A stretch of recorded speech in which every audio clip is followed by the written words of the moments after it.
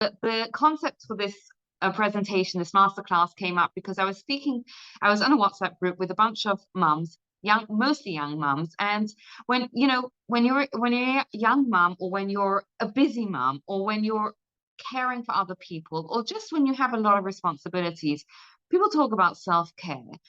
But it's very easy to kind of get to that place where you're like, yeah, I know that self-care is great, but seriously, if you would see the size of my to-do list, or you would see how I'm going from one thing to the next, to the next, to the next, then like you just like it's just making me more stressed. Instead of self-care making me feel better, then it's making me more stressed. So what I wanted to do is in this short time together is give you a little bit of a preview on what is effective self-care and how can we do this. And then I'm going to open it up to question and answers. I've got a few questions that people have sent in before, and anyone that's on the call is welcome to stay and to ask questions afterwards. So let me just tell you, oopsie, sorry about that. Let me tell you a little bit about myself. I'm Gila Ross. For those of you that know me, welcome. For those of you that don't know me, welcome. Thank you for joining. Thank you for giving me some of your time. So I am a mum of 8. And over time, one of the things that I've learned to do, and it's interesting because the larger my family has gotten, the more I've realized how important it is to do self-care, and not just to do self-care, but to do self-care right. I'm also a certified parent educator. I'm a parent coach. And what that means is I work with parents, mums, dads, couples together, and I help them sort of clarify the goals for the family and get to the family dynamic that they want. The smoothest, to iron out the things that aren't going right, and to do that in as efficient a way as possible. So what I wanted to do today is at the end of the day, I feel like one of the things, I've spent close to, I think, 17, 18 years working for the Jewish community. We lived in Berlin, Germany. We lived in Israel. We lived in Calgary, Canada. We lived in Vancouver. And while we were working there, we were teaching. My husband's a rabbi, I'm a rebbitzin, and we were, inspiring people to learn about Judaism.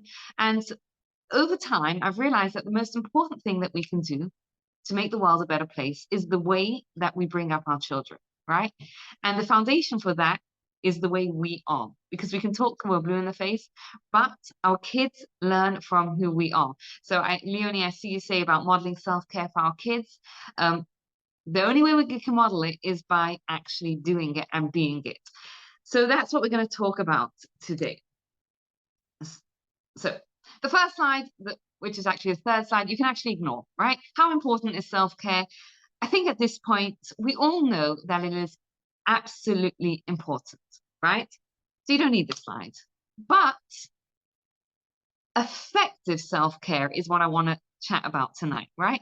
What is effective self-care, and how can you actually get it?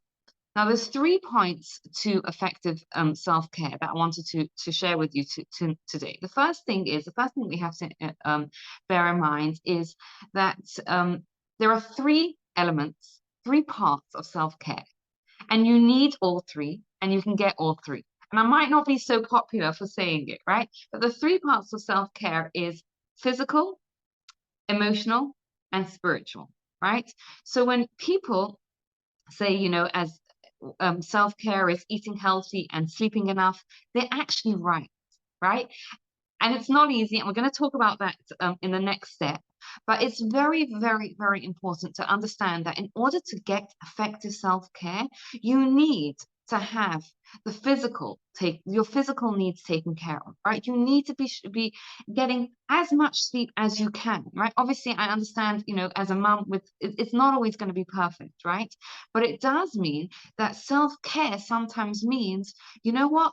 If you've got a half an hour, you're going to have to let the laundry slide and have a rest, even if you're not going to fall asleep, right? Because part of effective self-care is making sure you have enough sleep.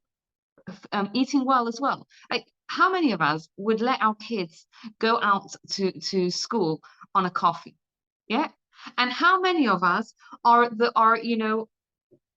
breakfast is a coffee, right? Self-care means that we treat ourselves the same way we would treat those we love, right? We give our body the nutritious food that it needs. Now we're going to talk.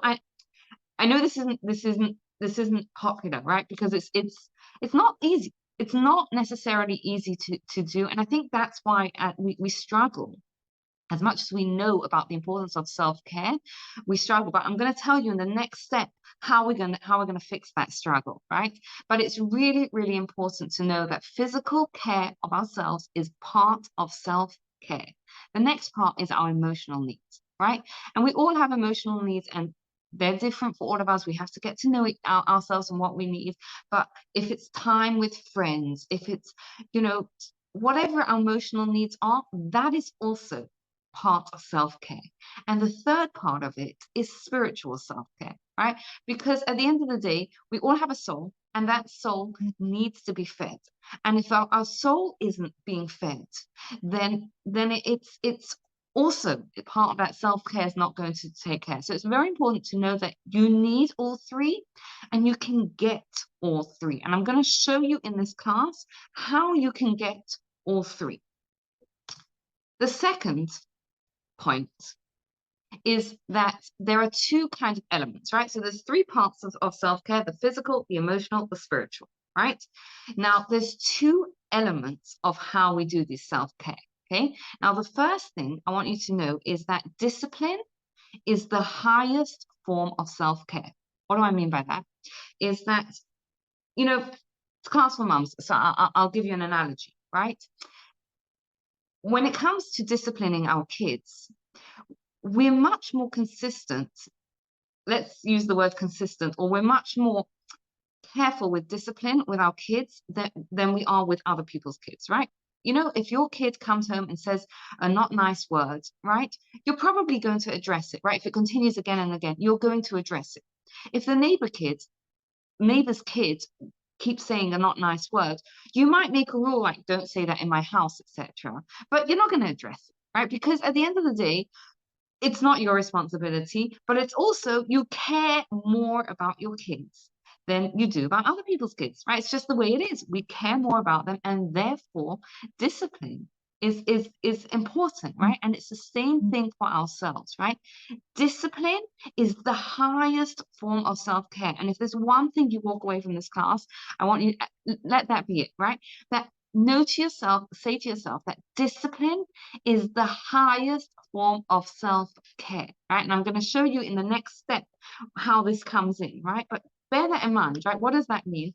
It means that you're running, you're rushing, right? And we've all been there. I've been there, right? I'm talking. The reason I can give this class, one of the reasons is because I've learned, right? I've done all these things and I'm still learning, right? But we've all done it. You're running, you're rushing around, and you haven't got time to sit down and eat yourself and eat a proper meal, right? Discipline means actually I am going to be disciplined and eat something proper, even if it means something else is going to have to start, right? Or whatever it is, right? Or even if it's not, discipline means I'm going to ensure that these things are taken care of, even if I don't feel like it, right? Even if I don't feel like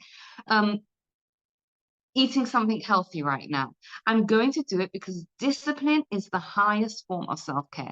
Now, here's the other thing that we usually tend to think is we usually tend to think that on the one there's one thing called, on the one side there's discipline, and on the other side there's kindness and compassion, right? That's wrong. Okay, what it is you have two.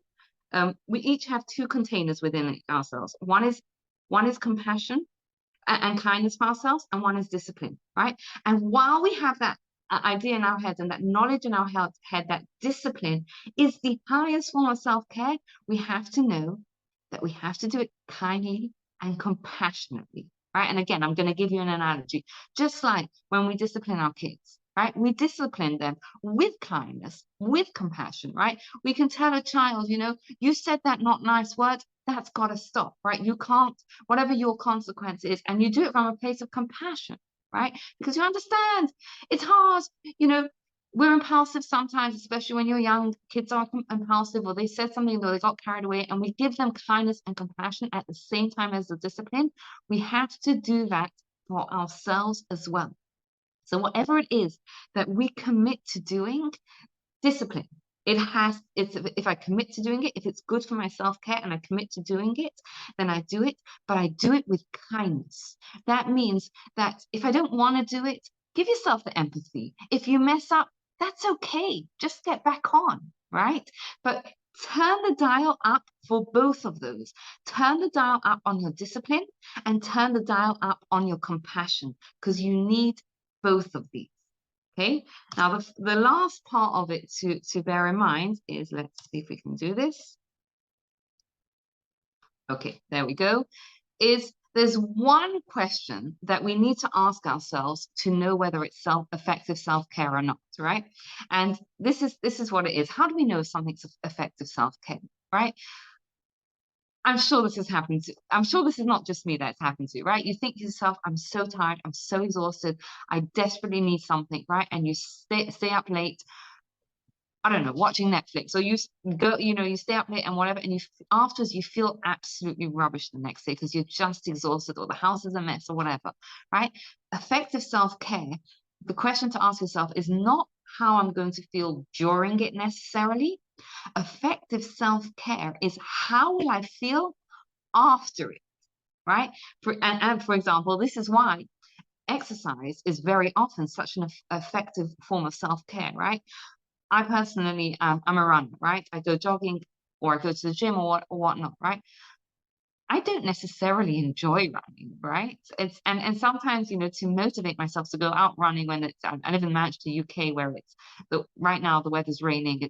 The truth is it rains most of the year, right? The weather's not great, and if I have to motivate myself to go out, it's a struggle, right? It's total discipline, but what eventually motivates me is not that I'm going to enjoy the run, but how will I feel afterwards, right? If I'm going to come back from that activity and I'm going to feel energized, even for a short amount of time, right? It doesn't have to be a long-term fix. Even for a short amount of time, I'm going to feel energized. I'm going to feel, like my batteries filled a little bit.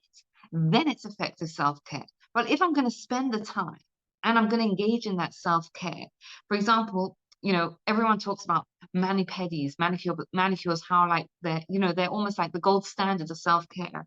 And years ago, when I was like, this is much years ago, many years ago, when my kids were all really little, I was like, okay, fine, I'm going to treat myself. And I went for a manicure once, and I was like, I actually hate this, right? Like, I didn't enjoy it, right? For me, it's not a form of self-care. And I did it again because, like, whatever, that's what like everyone says. And I try, and then after that, so I remember like sitting there and I was like thinking, I'm not enjoying this. It's, I'm not actually going to do it again, right? But that's what it is. It's that, and I didn't walk away from it thinking like, wow, that was amazing. I feel so energized. I'm ready to face the kids, the chaos, the house, whatever it is that it is, right? The question you need to ask yourself is, how will I feel afterwards, right? Which, by the way, can help you feel disciplined, right? Because if you're tempted to sit down with a coffee and a donut for breakfast, which there's a place for that. I've got nothing against coffee and I've got nothing against donuts, right? But the question you have to ask yourself is, yeah, I'll enjoy it in the moment, but how am I going to feel afterwards? How am I going to feel at 10 o'clock or 11 o'clock in the morning, or whatever it is, right? How are you going to feel afterwards? So that's the question that you have to ask yourself. So where we are right now is, we've spoken about that there's three parts, right? There's the physical needs that we have to take care of, we have our emotional needs, and we have our spiritual needs to take care of. Then we said that the two elements of putting that into practice is that, and we have to turn the dial up high on that, is number one, we have to have discipline, because that's the highest form of self-care, and we have to have kindness and compassion, right, when we're applying that discipline. And the question we have to ask ourselves is, how will I feel afterwards? Because that's the test of whether it is self-discipline, self-care or not. Okay, great. So we know the theory of it. Whoops, sorry, this is not a part of it. Oops, sorry. Okay, there we go, right?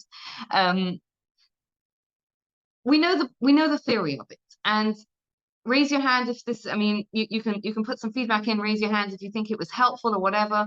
But even though we know the theory of it, it's not so easy to put it into practice. So so what I wanted to talk about next is practically, how do we take this theory that we know? Okay, so I know that I've got to fill all these needs to take care of myself, right? I know that I have to have discipline, I have to have kindness, I know that I know the question to ask, but practically speaking, what are some of the roadblocks that get in our way, that we aren't able to actually put the self-care into place?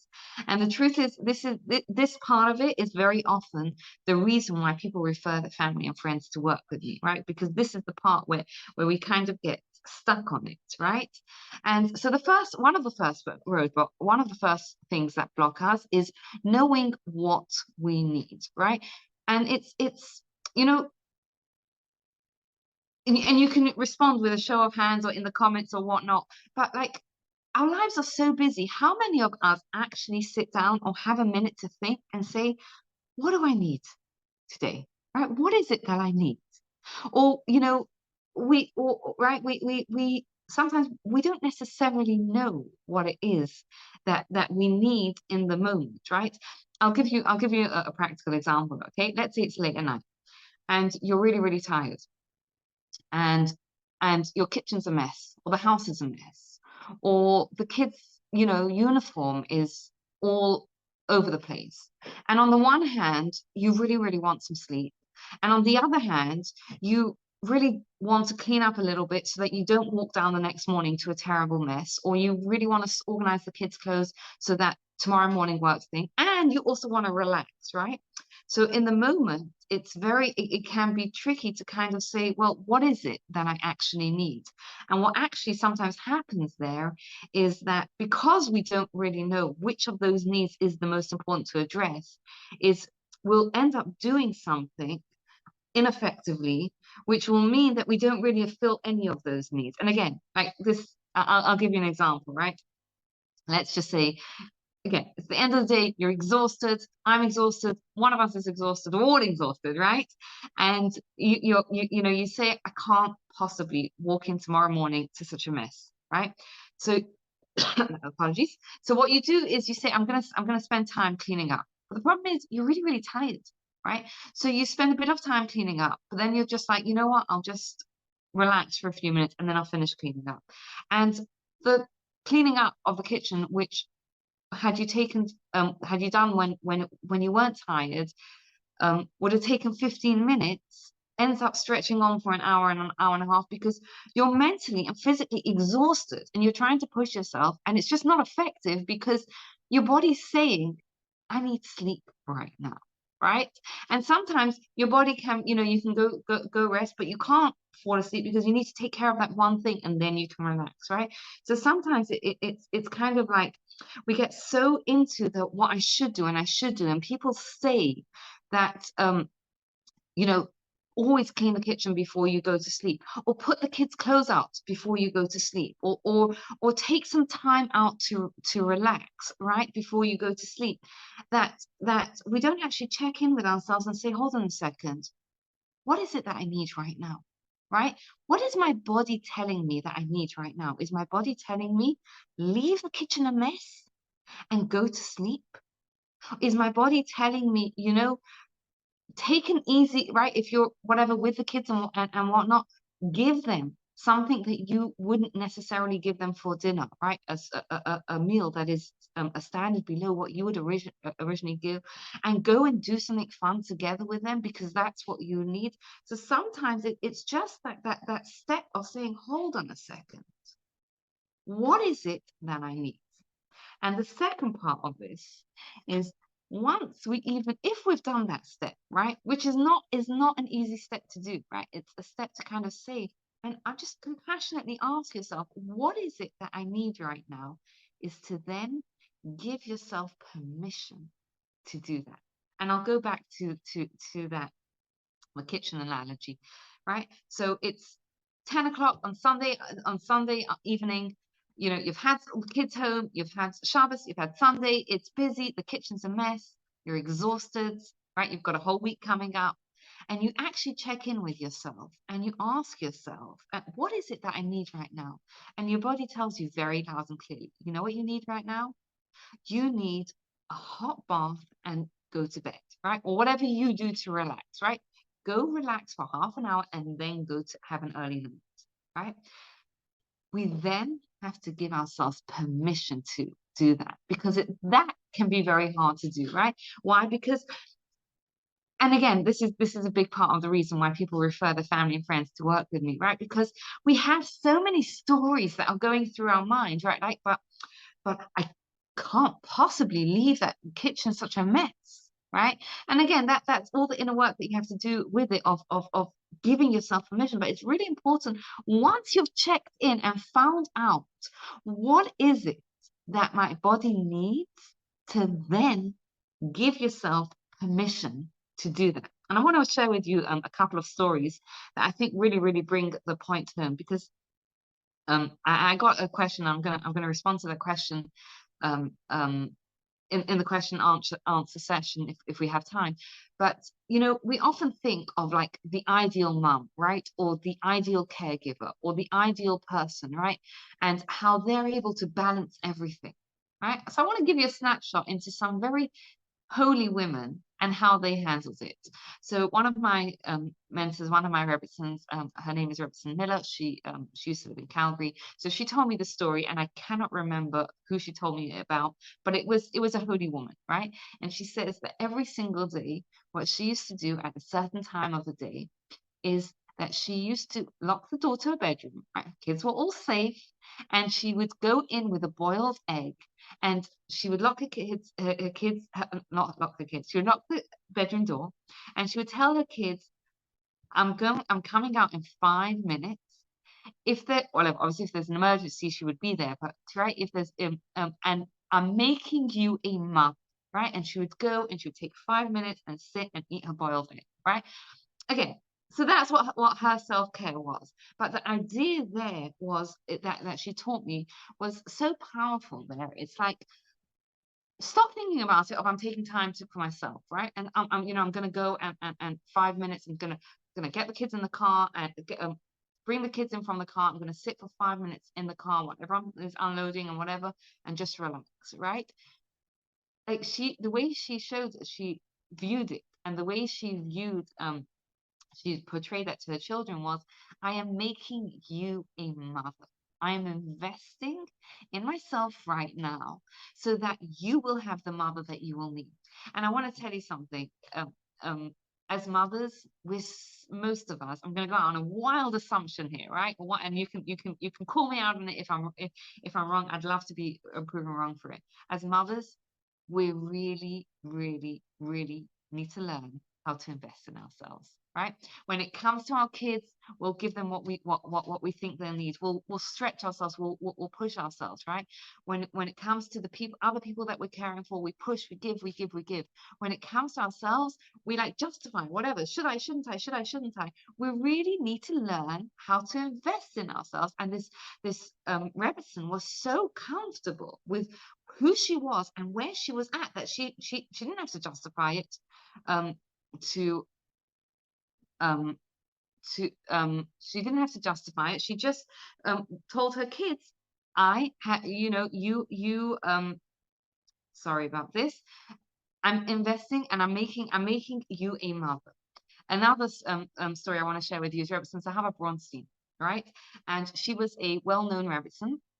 And she said that she had one regret from when her kids were younger, and that is that she didn't invest in more household help, right? She said if she could go over it again and do it again, she would take the help that the budget that she had, and she would take the money that she had for dinners. She would give her kids peanut butter and jelly sandwiches every single day and invest in more household help. What was she saying there? Is she was saying that she would meet the minimum nutritional needs of her kids. And this is not a class about nutrition, what our kids do or don't need, but the idea that having a healthy, you know, mother who had her own self-care needs for is a need that our kids need as well. So it's that mindset switch of like, what is it that I need to give myself permission for? And this is something that a lot of people refer their friends and families to work with me on because it's hard.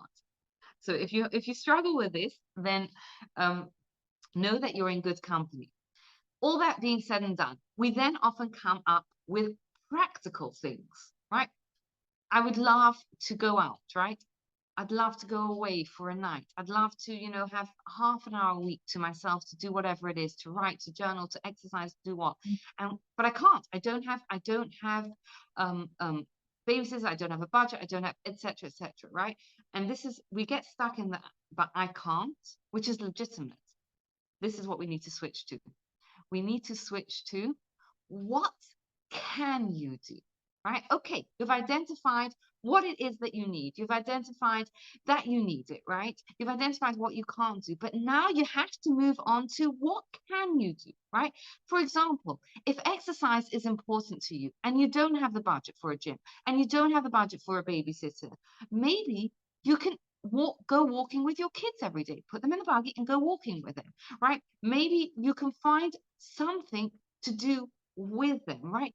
And I think a lot of times what we get stuck in is we get stuck in that if it's not perfect, it's not good enough, right? That we have to understand that even a little bit is better than nothing, right? So we have to move from this is what I can't do to what can you do. And again, this is something that people refer their family and friends to work with me on, because this is sometimes it's very, very helpful. It's all tied into the things, the permission and the stories and what we think it reflects on us. Like what type of mother am I if I, get a tea time help in England, that's called a tea time help. In North America, I think it's called a mother's help, right? So these are the types of questions and things that we have to reflect on.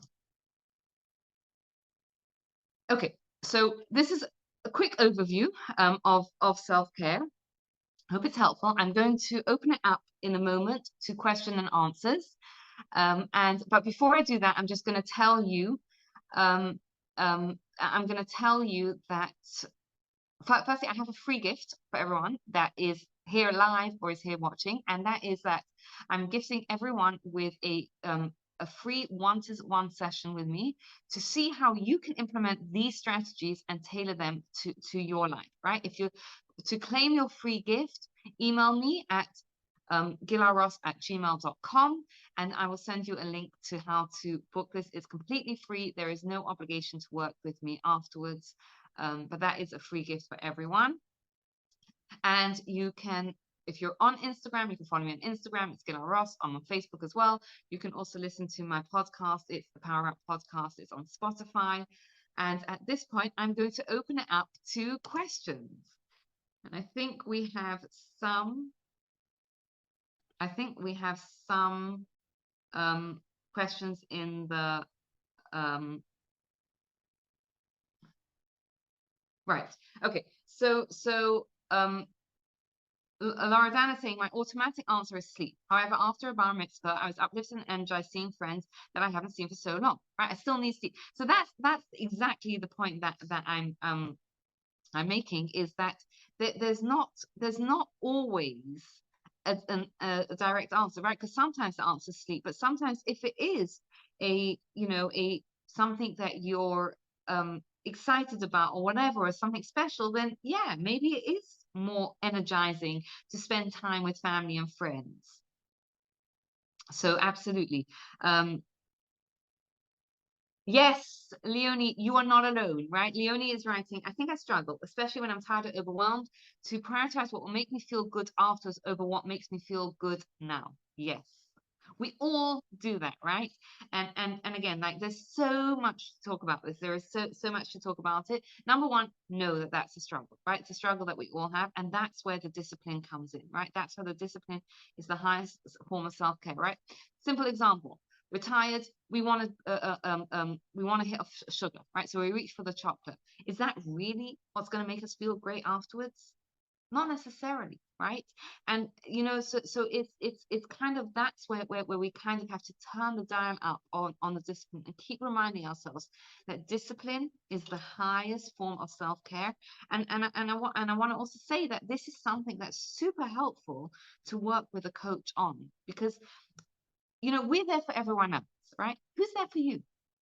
Right? And it again, we're so easy, we're so willing to invest in others, but where are we willing into to are we willing to invest in ourselves? It's so much harder for us to invest in ourselves.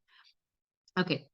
If anyone else has any questions, you can feel free to either unmute yourself or um, um, push or type it in the chat. I got a couple of questions as well, right? So one of the other questions I got was self-care for dads, self-care for couples, right? So then, since this was advertised as a class for moms, I'm going to start with couples, right? Self-care for couples is absolutely vital, right? Just like it is, you got to invest in your relationship with each other, because at the end of the day, when we all know this, right? When our relationship is stressed, the house is stressed, right? Our parenting's not the greatest. We're not feeling the greatest. There is so much stress, and the same principles apply, right? Relationships need time. They need nurture, right? We have to make time where we can just be with each other, not as mum and dad, but as two people who are kind of getting to, who are kind of remembering, like, we're two adults, right? And find a time when it works for you, right?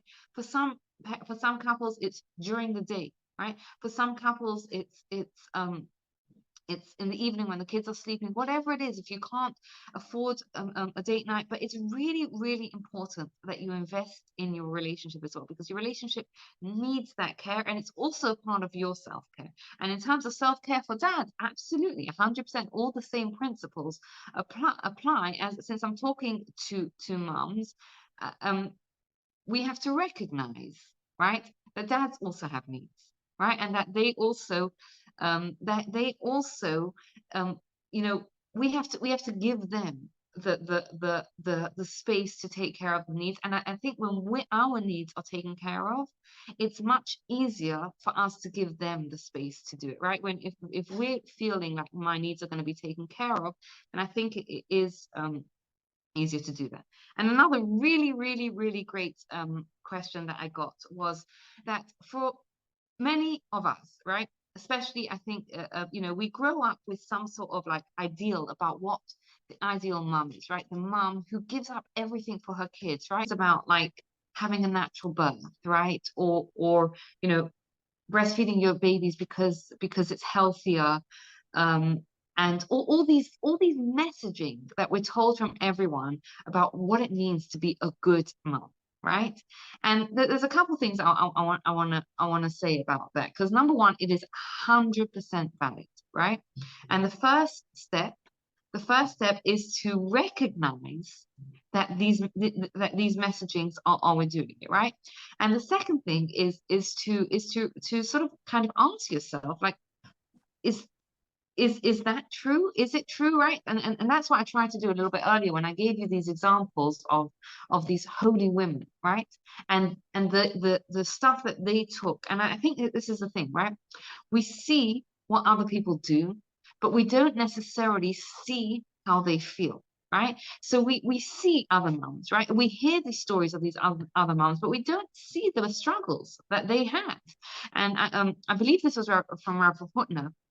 He said that one of the issues he had with a lot of the biographies that were written is that they were written they're written and they tell about the person's greatness, but they don't tell about the struggle that the person had to have in order to get there, right? So everyone struggles, right? And it's important to know that, number one, there's no such thing as a perfect mother, right? There's no such thing as a perfect parent. All we have to do is strive to be a good enough parent, right?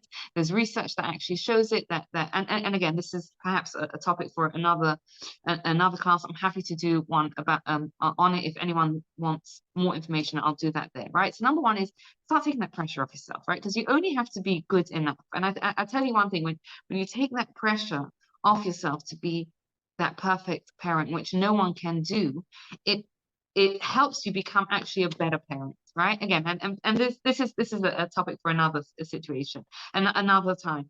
But the idea really to bear in mind here is that we don't sacrifice our needs for our kids' needs, and we don't sacrifice our kids' needs for our needs, right?